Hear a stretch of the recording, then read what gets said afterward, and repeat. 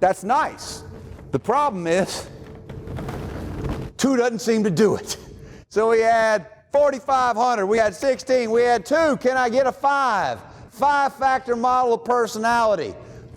5 factors. I've been talking about this a little bit. I talked about it in mnemonics. If you remember, we talked about ocean.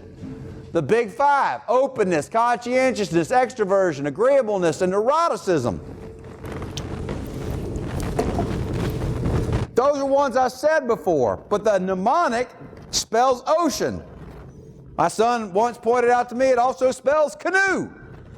So if you want to put a canoe on the ocean, when you're looking at a test item that talks about 5 factors of personality, you better see 5 things that begin with O-C-E-A-N. But let's go a little bit deeper than that. Openness. What is that as a trait? Well, it's a bipolar trait to extremely open to extremely closed, rigid, not open to new ideas. The opposite of it. You could be too open, couldn't you? Too open-minded. They say don't be so open-minded that your brains fall out, right? You don't take every new idea and just assume it has validity and run with it. You should be critical and evaluate it. On the flip side, you don't want to be closed to every new idea. You want to be able to receive new information and evaluate it, maybe use it. Of course, most people aren't extreme. They lean a little conservative, they lean a little liberal, they lean a little neophobic or infophobic, and a little bit neophilic or infophilic, right?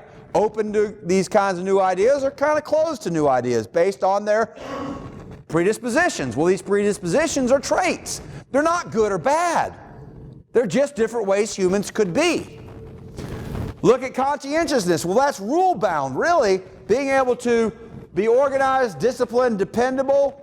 Well, the opposite would be unconscientious. Somebody that you can't rely on because they're not dependable, because rules, be they social rules, work rules, laws, whatever, they don't really value them.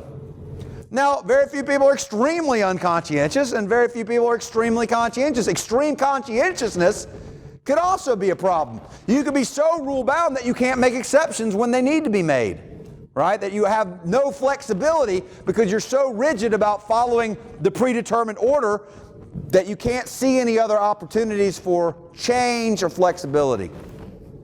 Extraversion we've already talked about, so look at there. Well, extraversion was Isaac's idea, as well as Cattell's idea, as well as Alpert's idea, as well as Aristotle. What do you know? Aristotle got one right. Go Aristotle. All right, so we have, that seems to be a case, that is a verifiable trait in humanity, and we've already gone over the extremes of those. Now we've got agreeableness.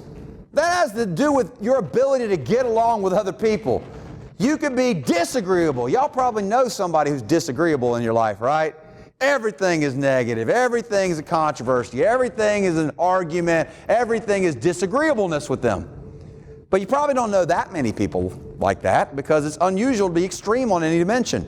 As we get to personality disorders, we'll see that when you get to the level of disorder, we're talking about extremes, not some kind of unique and new dimension that never has been seen before.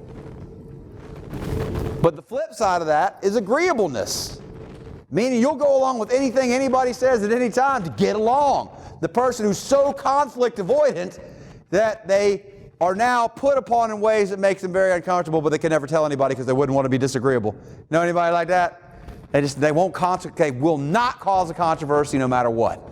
They just can't bring themselves to do it. So you can see that being too agreeable might be problematic. Being too disagreeable might be problematic, but most people aren't extreme. They lean a little this way or they lean a little that way. Right? And then we have the fifth, which is neuroticism. So Isaac wins again. He's still there. He's still in there. So we still got this tendency towards being anxious, hostile, insecure, vulnerable, versus the other side of it where you have rigid stability, an inability to really express or experience emotions. So stable that emotion seems to be absent. And as human beings, we value emotion collectively, right? We experience emotion, and it's a key part of being a human being. You've got, on Star Trek, you've got your Spock, and you got your Captain Kirk, right? Mr. Spock and Captain Kirk as extremes. One is overly rigid with the emotions, and the other one is overly emotional. And they both come together and form complementary teams, because sometimes each of these could be advantage, and each of them can be a disadvantage depending on the situation. But that's where most people are flexible.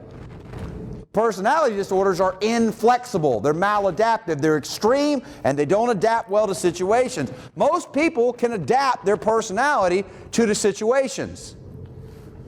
Evidence for cross-cultural validity is what really bolsters this model. It does seem to occur in almost all cultures studied. Now, certain cultures tend to lean one way or another collectively versus other cultures, but the traits themselves seem to be present.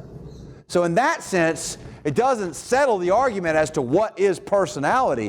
When you start looking at unconscious constructs, those are very hard to operationalize. When you start looking at people's human potential, those are very hard to operationalize. When you look at behaviors, well, those are easy to operationalize and easy to verify, but they don't quite give, credence to the depth of human experience that we all know that we have. And so you look at this as just another perspective on human personality, but one that has a lot of validity because it's highly measurable. And that's just to reinforce for you. Ocean, or canoe. So openness, imaginative, practical, right? Are you open or closed? Interested in variety or interested in routine?